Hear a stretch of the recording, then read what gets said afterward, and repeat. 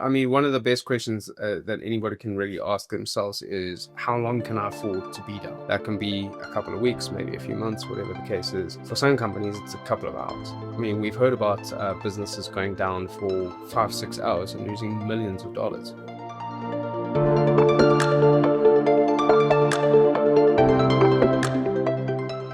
Welcome to the Security Shack podcast. Every episode, we rate a different energy drink out of 10 to try and determine which is the very best for keeping our cybersecurity experts going, while discussing the latest news, the biggest topics, and the most important questions relating to cybersecurity.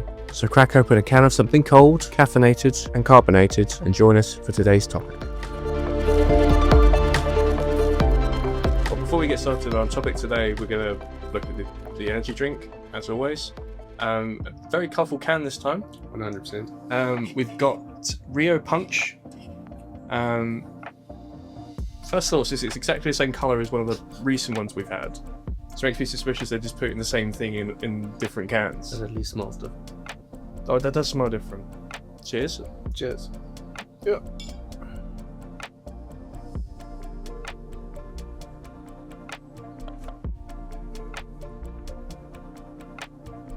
Yeah, far more subdued. It's very, very sweet, but it's got a little sort of sharpness to it, which I don't mind. Yeah, that one might be better than the last one I had. Yeah. Well, now we've got a bit of pep in our step. We're going to be looking today at DDoS attacks.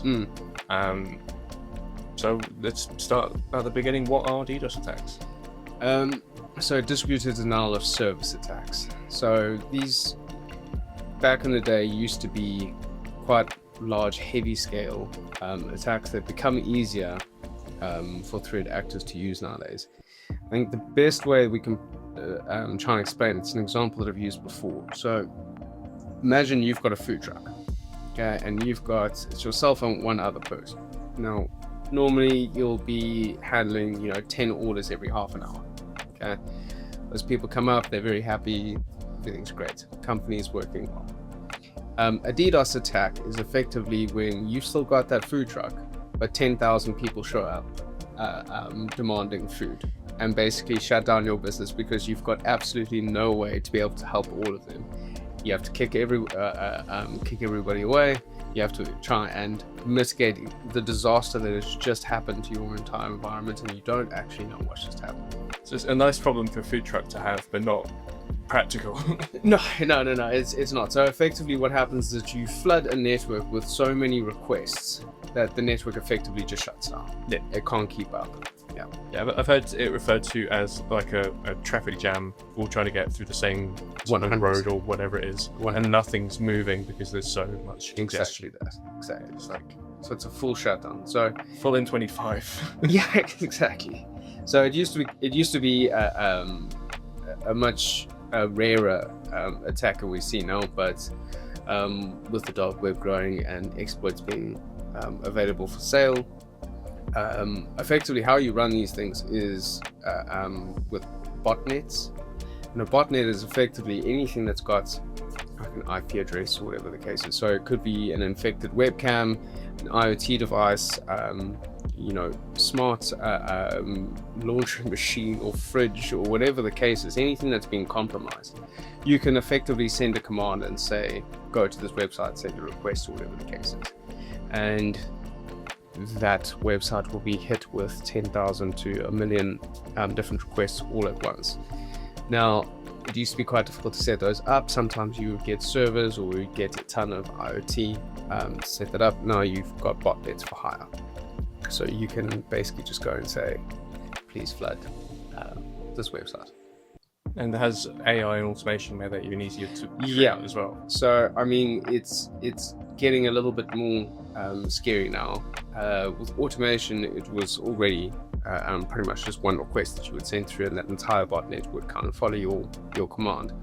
I think after everything that we saw from OpenClaw and Maltbook and all of that, you've now seen a POC or a proof of concept of what could happen if you had 1,000 agents performing an attack like that.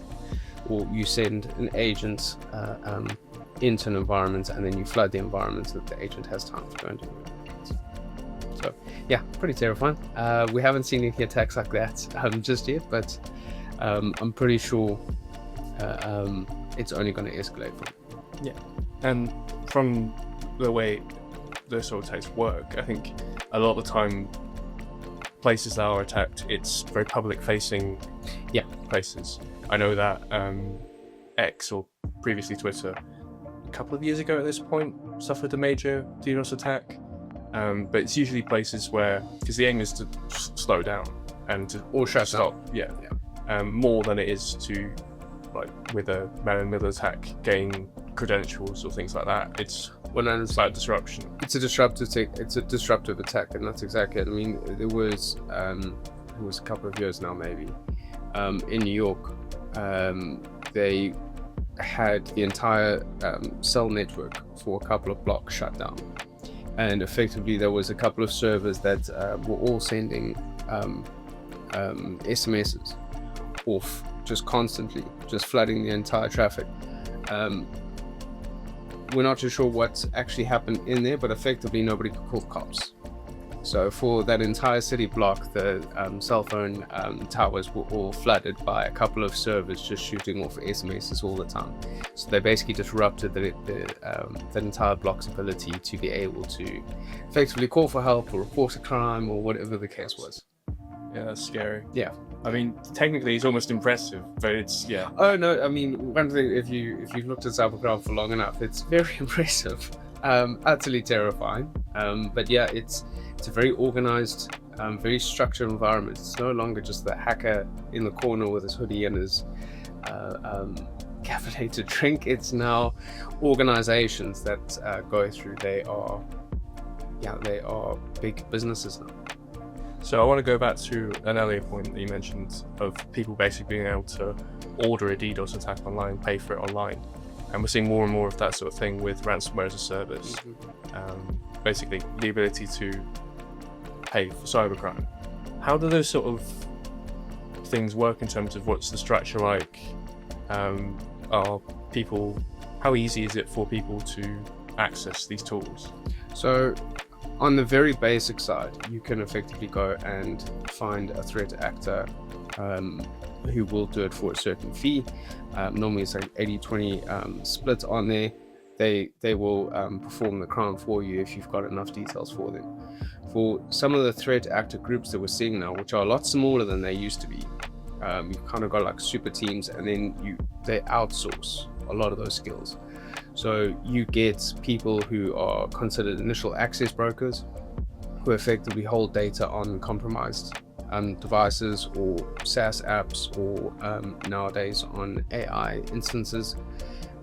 They provide the data. Then you get ransomware as a service. These are folks that will effectively run that entire ransomware attack for you. Then you get concierge nowadays, where they'll go and do the ransomware negotiations for you. They will go and then get the person's environment back up. They almost act like an IT partner to make sure that the environment is now back up and running. So, if you get compromised by them, at least you'll get your data back. That's mad. And then you get DDoS specialists, and effectively these threat actor groups can reach out to any one of these kind of groups and go and say, I want to run a DDoS attack. They've got skills in-house. They know how to perform this. If they need to get hardware onto site, they will do that to perform the attack. They know the ins and outs of it. So your threat actor groups no longer need to have specialization across the entire board. They just need to know where to find these people. Yeah, it's scary how well organized it is. And they are hugely organized, Yeah, I think you mentioned in a recent webinar, which hopefully I will remember to link, you mentioned that it's one of cybercrime, if it was a country, would be one of the biggest economies in the world. Third largest economy in the world. Yeah, crazy. Yeah, so I mean, it's a $10.5 trillion market. So the only two economies bigger than it are the US and China. And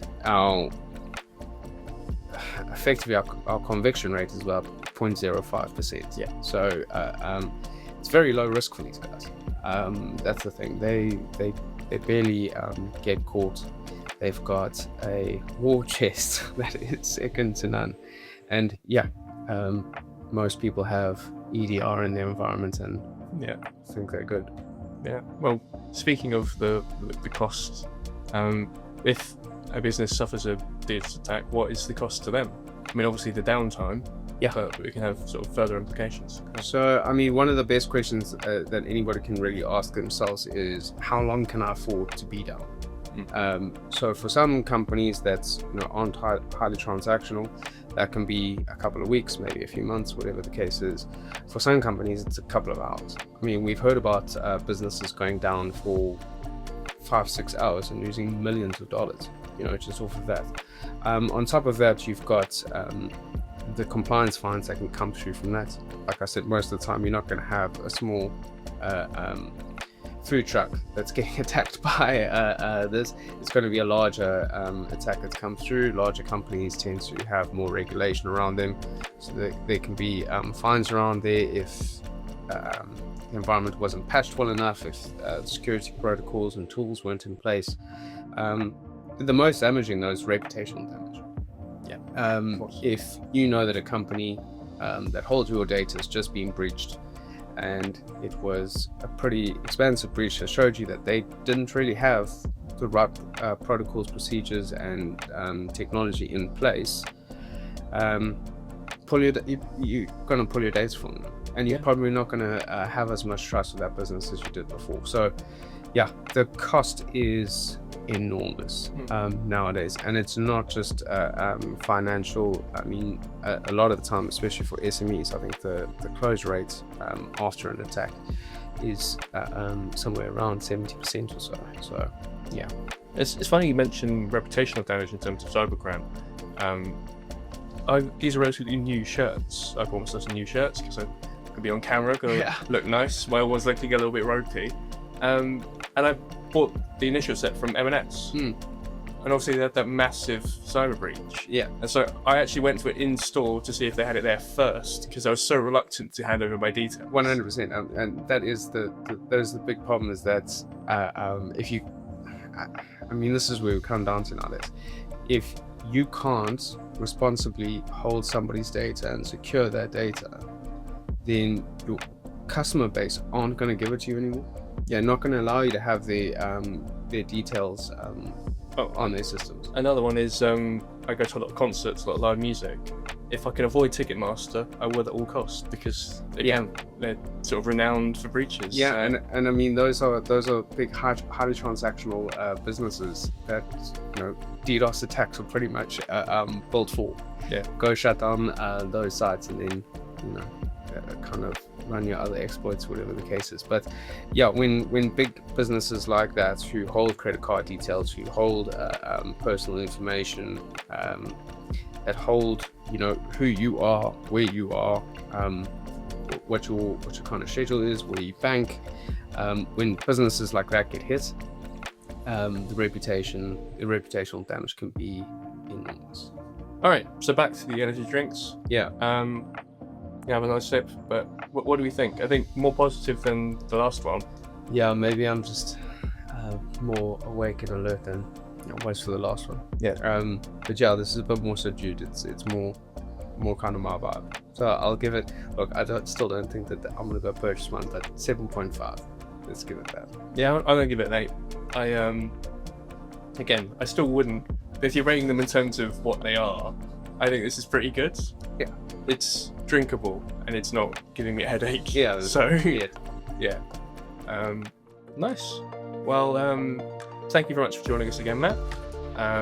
If you had any questions about anything we talked about today, anything cybersecurity in general, if you want to get in contact with Matt or with Vandal to talk about one of our other services, all those links should be on screen now.